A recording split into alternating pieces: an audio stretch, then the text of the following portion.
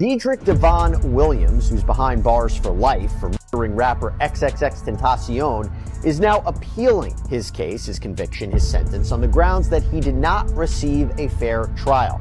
And this is in part due to what his attorneys say is the exclusion of evidence that pointed the finger or maybe pointed the finger at other people. And one of those people whose name has come up is rapper Drake. You know the laws of power, you never outshine the master. You see what I'm saying? Like, I even had a conversation and said it to Drake. But I wouldn't be shocked if this man right here wanted to serve Drake some humble pie. And this man being Lucien Green, CEO. 50 Cent has officially stepped into one of the rap game's biggest ongoing controversies. He's now coming after Drake, despite the fact that just a few months ago, he was publicly supporting him during the Kendrick Lamar feud. Last summer, 50 was showing serious love to Drake, even flying out to Toronto to meet up with him. But now, his behavior has completely flipped. These days, he seems like Drake's biggest online critic, taking every chance to poke fun at him. According to Industry Talk, this sudden change is linked to Drake's complicated legal fight with Universal Music Group, Here's what's going on. Drake recently filed a lawsuit against accusing the label of artificially boosting Kendrick's diss track, Not Like Us, using bots and suspicious promotional tactics. You listen to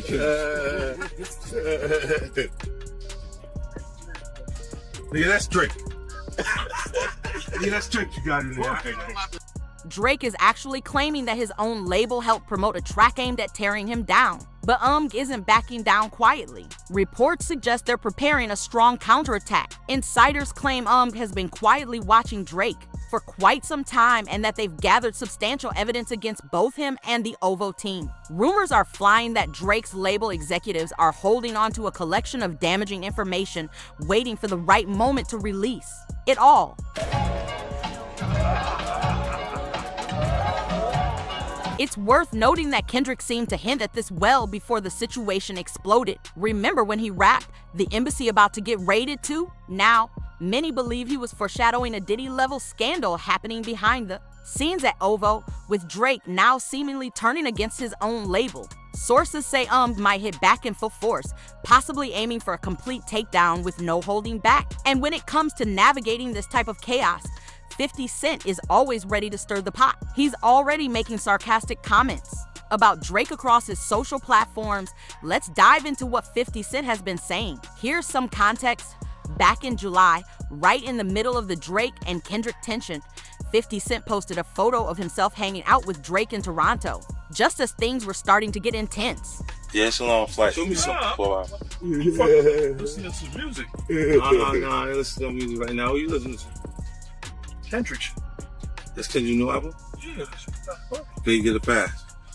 Get a pass, you listen to Kendrick. Nigga, that's Drake. Nigga, that's Drake you got in there. This ring, man. Well, the niggas from G-Unit didn't give him nothing. I gave him stuff. He already got what he got for bringing them me. So how did you give me something? That link up didn't sit well with a lot of people, especially those on the West Coast. Many felt that 50 Cent teaming up with Drake during his beef with Kendrick was a major sign of disrespect, particularly because 50 owes a significant part of his early success to Dr. Dre. The move left a bad taste for many, and things quickly escalated from tense to completely chaotic when Drake seemed to turn up the disrespect toward West Coast icons, most notably Tupac, while hanging out with 50 Cent in Toronto. Drake posted a picture of himself standing in front of a black BMW that closely resembled the one Tupac was in when he was shot in 1996. Fans immediately started speculating that Drake was subtly aiming at Kendrick with that post. Although Drake wasn't standing next to the actual car Tupac was shot in, the message some fans read into it was clear. The person who has the real defamation case in this situation is Kendrick's woman. Because Drake not only said Kendrick was beating on her, he said that Dave Free, Kendrick's business partner and friend, was the real father to one of Kendrick's kids. So if you're going to accuse somebody of defamation, you must first make sure you too aren't guilty of defamation, okay? Drake saying that Kendrick defamed him is indeed the pot calling the kettle beige, but that's not even why I'm giving him Donkey of the Day. Okay, I'm giving him Donkey of the Day because Drake is proving without a shadow of a doubt that he simply doesn't understand culture. That move had a lot of people in the industry raising eyebrows, including 50 Cent. Let's be honest, taking a diss track to court isn't exactly the way hip-hop usually handles things. It made it seem like Drake couldn't handle the pressure, so he turned to legal action instead. And it's not just 50 Cent, many across the industry now seem to be stepping away from Drake. People are calling him out online, criticizing him for filing lawsuits simply because he lost a rap battle. Some are even saying this situation proves Kendrick had a point when he labeled Drake a colonizer. That particular line seems to carry even more weight now. Right now, the industry is piling on Drake, with many labeling him a Karen repeatedly. But honestly, that might not even be his biggest issue at this point. His legal challenge against could have far more serious consequences than anyone expected. It's important to remember that has supported Drake for years. Reports even suggest they helped manage or quiet down serious accusations against him back in 2021. And when it comes to financial backing, reportedly offered Drake an incredible $500 million deal, figures rarely seen in the rap industry. Own CEO, Lucian Grange, was once quoted saying Drake could name his price and they would meet it. That's how strong their support was until They now. scheming. Drake says, tell Lucian I said, I'm tearing holes in my budget. Tell Lucian I said, I'm tearing holes in my budget. Did Drake call you up after that and say, hey, I need more money for my project? If ever Drake or whenever Drake calls up and says he needs more money for his project, I give it to him. But here's where things really start to get complicated. Remember the lawsuit filed by producer Lil Rod against Diddy back in February? That same lawsuit originally listed Lucian Grange and as co-defendants. Lil Rod directly accused Grange of helping fund and enable Diddy's alleged criminal activities.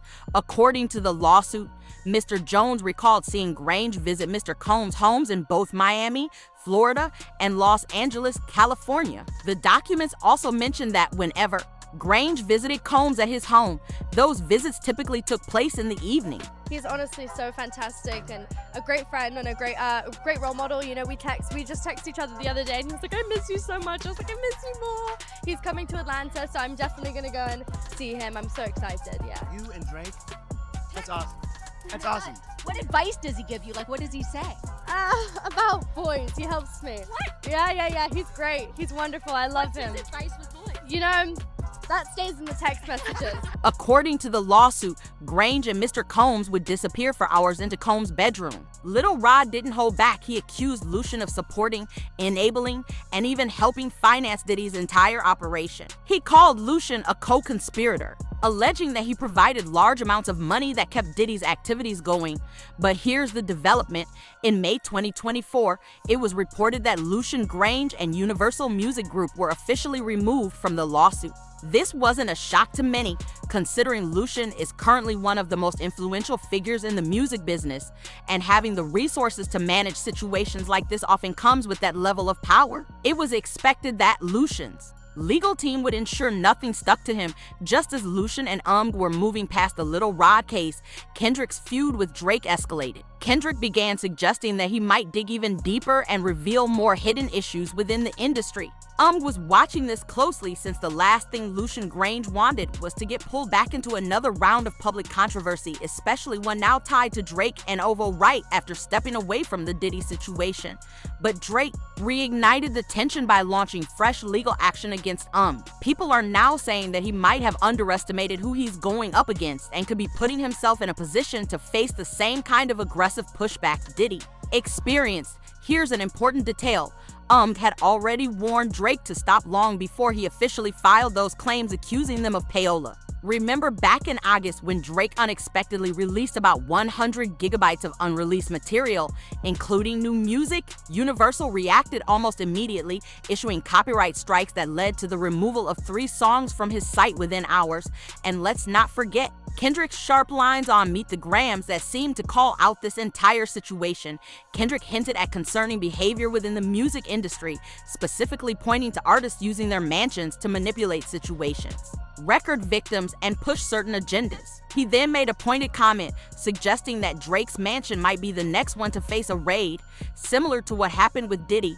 Kendrick didn't stop there. On Not Like Us, he went even further, directly labeling OVO as a certified predator organization. That line sparked serious reactions. When it came time to respond, Drake addressed the accusations on The Heart Part 6, claiming he was too famous to be involved in anything like that, suggesting that if the allegations were true, he would already be in jail. But many question whether that was a strong defense, as it's widely known that wealthy, influential people have often managed to avoid consequences for years. So his response didn't exactly put the matter to rest.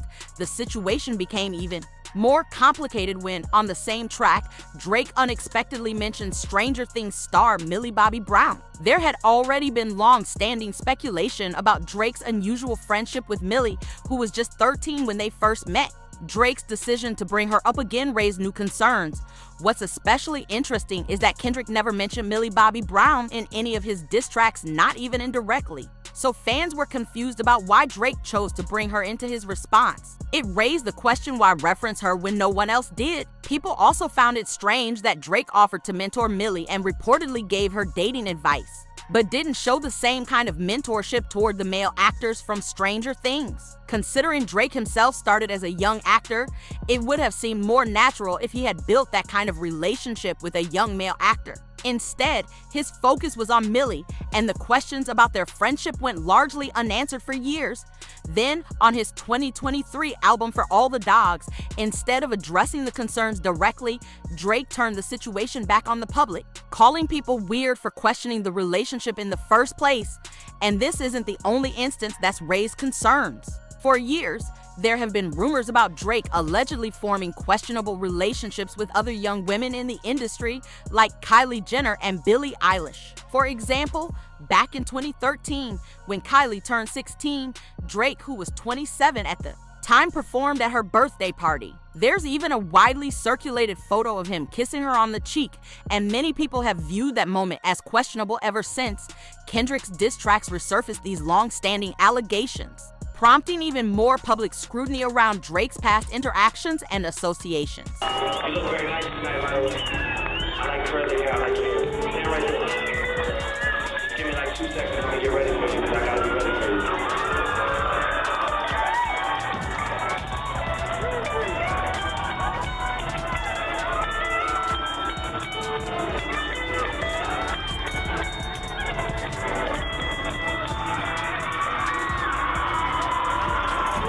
People began connecting the dots, especially after that widely shared clip of Drake on stage with a young fan. In the video, he appeared to get uncomfortably close to her, and things only became more concerning when she revealed her age. Drake followed up with comments about her appearance that many found inappropriate, leaving people feeling uneasy.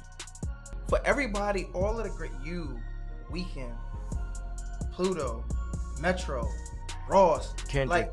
Kendrick, like there's something obviously wrong with this one individual that no one wants to speak about, and I feel like you're the only person that's gonna really put it out there. They say rich baby daddy, it's like Drake has a rich baby. Fast forward to 2018, when Vice reported some major details. At the time, 31-year-old Drake was reportedly dating model Bella Harris, who had just turned 18. The age difference alone raised questions, but what really caught attention was the claim that Drake first met Bella during his Summer 16 tour with Future when she was just 16, and he was 29. And the story didn't stop there. Named Lucien and Universal. Wow. He's like, you know, like, man, my daddy got it. You know what I'm saying? It's like, my daddy controlled the spins. My daddy got the DSPs. My daddy. Drake has a rich baby daddy named Lucien. So all of his streams in the number ones is controlled by someone named Lucien. Well, Lucien worked for people who control the banks in Africa. In 2019, Billie Eilish shared in a Vanity Fair interview that Drake, then 33, had been texting her regularly when she was 17. This made people take a closer look, with many pointing out that this no longer seemed like isolated incidents. Fans began calling it a clear pattern of behavior. Now, comparisons are surfacing. Some are suggesting that Drake's interactions with young women resemble how Diddy was often seen around young male celebrities under the label of mentorship. But in Drake's situation, the focus appears to be on young women, and this time, the internet isn't ignoring it. People are looking back at those old clips of Diddy spending time with Usher and Justin Bieber moments that still raise questions today, with Kendrick now directly accusing Drake and his circle of predatory behavior. Many believe it's time Drake faces the same level of public scrutiny that Diddy has been receiving. And just when it seemed like things couldn't get any more complicated, Kanye West entered the conversation with an unexpected comment. During his appearance on the Download podcast, Kanye hinted that Drake doesn't make major moves without approval from his so-called rich baby daddy, Lucian Grange. That remark quickly sparked conversation across social media, but wait, it gets even more complicated. On top of everything already happening, an old blind item from 2018 has resurfaced online and is now sparking serious discussion. The post claimed that Diddy and Drake were allegedly the key figures behind two secret circles within the industry, one reportedly focused on young male talent and the other on young women. The item suggested these groups were specifically formed to find and develop young male artists